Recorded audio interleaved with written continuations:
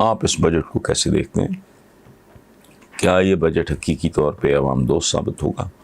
عبداللطیف صاحب، پہلی بات تو یہ ہے، میں معذرت چاہتا ہوں، میری طبیعت ٹھیک نہیں تھی، میں بجٹ میں نہیں دیکھ سکا، نہ میں سن سکا ہوں، نہ میں نے ٹی وی دیکھا ہے۔ دوسری بات،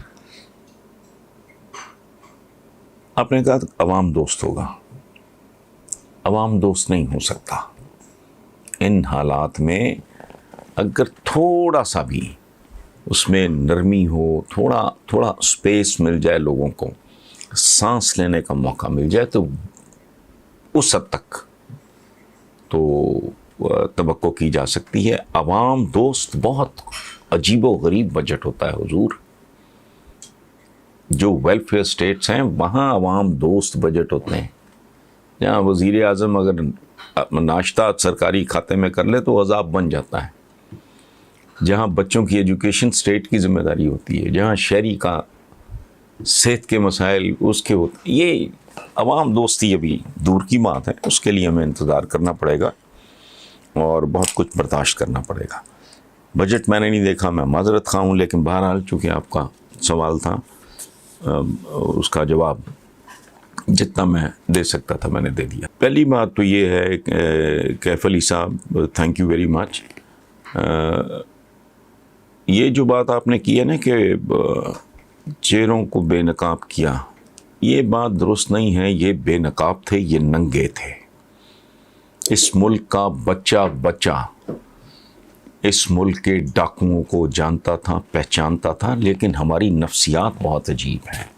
ہماری نفسیات کیا ہے کہ سب کچھ واضح ہو جانے کے بعد، مزید واضح ہو جانے کے بعد بھی اندازہ لگائیں کہ نون لیگی بھائی ہمارے جو ہیں کہتے کیا ہیں، کھاتے تھے تو لگاتے بھی تھے، یعنی وہ ان کو ڈیفینڈ بھی جب کرتے ہیں تو اس بات کو تسلیم کرتے ہیں کہ یہ چور ہیں، لیکن دکھ اس بات کا ہے کہ کھاتے ہیں تو لگاتے بھی، ان کو یہ نہیں پتا کہ وہ کھاتے کتنا تھا اور لگاتے کتنا تھا۔ یہ لوگ اگر یہ صرف 5-10% کھاتے اس ملک کا تو یہ ملک جنت میں تبدیل ہو چکا ہوتا، ہمارا کروڑوں بچہ اسکولوں سے باہر ابیوز نہ ہو رہا ہوتا، ہمارا نوجوان آج بے روزگار نہ ہوتا۔ میں یہ بالکل نہیں کہہ رہا کہ یہاں دودھ کی نہریں بہنے لگتی، لیکن آپ یقین کریں یہ ملک آج جس سال میں اس سے کئی گنا بہتر ہوتا۔ انہوں نے لگایا بہت کم، کھایا بہت زیادہ، اور لگانے کے پیچھے بھی بنیادی طور پہ جو موٹیویشن تھی وہ اس لیے تھی کہ جب آپ لگاتے ہو تبھی تو کھاتے ہو۔ باقی جو بار کی وارداتیں ہیں بیرون ملک جن کا عام آدمی کو پتہ ہی نہیں ہوتا، یہ آئی پی پیز، یہ وہ کس بھاؤ کیا کون سا سودا کہاں کر دیا، وہ عام آدمی کو سمجھ نہیں آتی، لیکن جو لوکل جس کو پروجیکٹس کہتے ہیں، مثلاً میں آگے ایک سوال آئے گا جس میں شہباز شریف صاحب کے حوالے سے بات ہوئی، میں نے میٹرو کو اپوز کیا تھا، میں خاصا ویل ٹریولڈ آدمی ہوں، میں 80s بلکہ 81 سے ہی میں نے انٹرنیشنل ٹریولنگ شروع کی، تو مجھ سے بہتر کون جان سکتا ہے کہ میٹرو کے فوائد کیا ہیں، میٹرو کتنی اچھی چیز ہے، لیکن ترجیحات ہوتی ہیں۔ ایک گھر کا سربراہ کیا کرتا ہے، وہ سب سے پہلے اگر وہ رینٹڈ گھر میں ہے کرائے کا سوچے گا، اپنے گھر میں ہے وہ اپنے بلز کا، بچوں کی فیس، اس کا ٹیوٹر، ہیلتھ، بنیادی ایجوکیشن، ہیلتھ، یہ ان چیزوں پہ توجہ دے گا۔ وہ بہت ہی بد نصیب ہوگا، بہت ہی جاہل ہوگا جو بچوں کی ویلفیئر، ان کی ہیلتھ، ان کی ایجوکیشن کی کاسٹ پہ قسطوں پہ جا کے گاڑی لے آئے، وہ بہت کم ظرف ہوگا، کم ذہن ہوگا۔ سو چیزیں اچھی بری نہیں ہوتی، پریورٹیز ہوتی ہیں۔ تو میں نے یہی آرگیومنٹ، اسی طرح کے آرگیومنٹس دے کے میں نے اس بات کو اپوز کیا تھا، لیکن ایٹ دا سیم ٹائم میں نے ان کے چند پروجیکٹس کو جو مجھے بہت اچھے لگے میں نے ان کو بہت اپریشیٹ بھی کیا. میں نے زندگی میں یہ حرکت کبھی نہیں کی کہ جی آپ کی مخالفت میں نے برائے مخالفت کرنی ہے. میرا رب معاف کرے، یہ گناہ عظیم ہے. اور اگر میں نے آپ کو سپورٹ کرنا ہے تو سپورٹ برائے سپورٹ ہی کرنا ہے. میں پی ٹی آئی کو کرٹیسائز کرتا ہوں. سو اس لیے بے نقاب تو یہ پہلے تھے.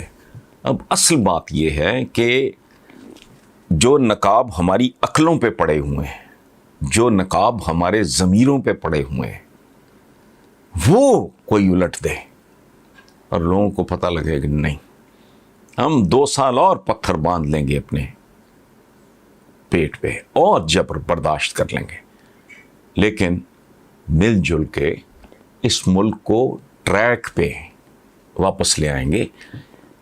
عمران خان اپنے حصے کی غلطیاں کر رہا ہے، لیکن انما الاعمال بالنیات، اللہ پالنا کرتا ہے خوش نیت آدمی کی. دیانتدار، مجھے پتا ہے ارد گرد چور چکار بھی ہیں، مس گائیڈ کرنے والے بھی، سب کچھ ہیں. چونکہ ہمارا نیشنل کیریکٹر کیا ہے، میں اس پہ کیا تبصرہ کروں، آپ بھی جانتے ہیں، میں بھی جانتا ہوں، میں بھی پاکستانی ہوں، آپ بھی پاکستانی ہیں. سو اس لیے ٹھیک ہے، یہ کرٹیسزم اور یہ بات میں کرتا بھی رہتا ہوں، جہاں بہت ضروری سمجھتا ہوں وہاں کرٹیسائز بھی کرتا ہوں. پرویز صاحب ہیں جی، ان کا تعلق لالا موسیٰ سے ہے لیکن نوبے میں رہ رہے ہیں. انہوں نے کہا ہے کہ جی CIA کا چیف خفیہ دورے پہ پاکستان پہنچا، ولیم برن نے وزیر اعظم عمران خان سے ملاقات کرنی چاہیے، تو عمران خان نے یہ کہتے ہوئے انکار کر دیا کہ CIA چیف کو ڈرون کے لیے پاکستانی اڈے نہیں دے سکتے. عمران خان نے ٹھیک کیا، لیکن کیا وزیر اعظم عمران خان کا یہ انکار پاکستان کو بہت بھاری پڑ سکتا ہے؟ مستقبل میں پاک امریکہ تعلقات کو کہاں دیکھتے ہیں؟ خرم پرویز صاحب، مجھے میری سمجھ میں نہیں آ رہا. اس کی وجہ ہے اس طرح کے لیول پہ، اس طرح کے معاملات میں ایسے بدتمیزانہ قسم کا انکار نہیں ہوتا. ملنا اور بات ہے، ملاقات میں بندہ بتاتا ہے کہ جی یہ ہمارے تحفظات ہیں، یہ ہماری مجبوریاں ہیں، یہ ہمارے ماضی کے تجربات ہیں، تو اور ہمارے حالات اس بات کی اجازت نہیں دیتے. تو اس طرح کر کے معذرت کی جا سکتی ہے. ڈپلومیسی میں لاٹھی نہیں چلتی. اس لیے مجھے میں ذرا چیک کر لوں، میرے نالج میں اس طرح کی بات نہیں ہے، تو میں اس پہ کامنٹ نہیں فی الحال نہیں کر سکتا. میں بات کر لوں 1-2 سمجھدار لوگوں سے، اور یہ ہوا بھی ہے کہ نہیں. انکار والی بات میری سمجھ میں نہیں آتی. کرنا آپ نے انکار بھی ہو، آپ ملتے تو ہو، اوور کپ آف ٹی بندہ بتاتا ہے، ڈسکس کرتا ہے کہ یہ ہماری لمیٹیشنز ہیں، یہ ہماری مجبوریاں ہیں، یہ ہمارے تحفظات ہیں، اور یہ ہمارے حالات ہیں. اس طرح یہ تو عام سڑک چاپ چودھریوں بہتریوں میں تو ہو سکتا ہے، ناٹ ایٹ دس لیول، جو میری انڈرسٹینڈنگ ہے اسٹیٹ کرافٹ کو، جو تھوڑا بہت میں سمجھتا ہوں. میرے ہم نام ہیں، لیکن ان کا نام کا اگلا حصہ بڑا خوبصورت ہے. حسن شام لکھا ہوا ہے، میاں والی سے ہیں.